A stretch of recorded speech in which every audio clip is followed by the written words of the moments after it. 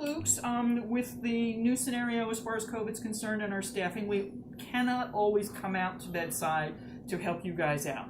What we're instituting at this point is a care package that you can pick up from the lab. Call us when you know you have a new Luke that you're going to do that day, and we will put this all together. It will allow you to have media to put fresh cores in. It will give you media that you can rinse all of your syringes in. It will give you a cup that you can drop the core into, and it has slides and carrying cases for touch preps. So we have a dish that the core can go in. We have multiple slide carriers, that each of which have 4 slides in them. And these are nice because you don't have to worry about the touch prep drying before you put it together and put it in an envelope. They can be wet and go right back in the slots with no difficulty. There will be 3 media tubes in it, 2 of which will be labeled fresh core, and these only have like 3 mLs. The one that says syringe wash is a double volume, which makes it easier for you to get your needles down into to be able to rinse. So when it's time to do touch preps, you're going to wind up catching your core in the dish. The method that you use is simply to pick it up and sit it on a slide, take another slide, and then roll it across. Is that how touch prep is done?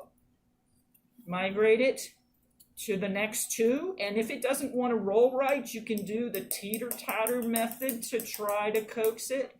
And if that doesn't work, you can put your finger on it and push it. And then it goes into the AZF for a path core, or it goes into one of the 2 fresh cores as needed. Okay, so each one gets done individually. Now, syringe washing. When you have a very difficult time, at times there is only a drop or 2 of marrow in your syringes, and there's no way to get it into our purple or our green top tubes. So, granted, this is a lab and all I have is a grungy old one.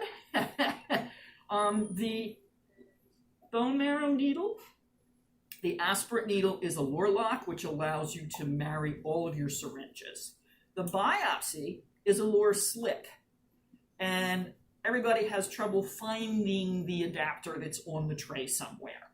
The aspirate needle fits snugly into the top of the biopsy needle, which now gives you the depth to be able to get down into and rinse every single syringe that you used for dry pull aspirates into your media. And then that gives you usually enough cells residual from the marrow that's in the syringes and in the needles that you can actually get flow and cytogenetics. So flow, cytogenetics, extra, and in some cases, if we have enough with the tubes, then these guys can get used for study samples. And if the biopsy core was skimpy and we have enough from all of this that we don't need to use both fresh cores, the fresh cores can be added to the AZF, the path samples.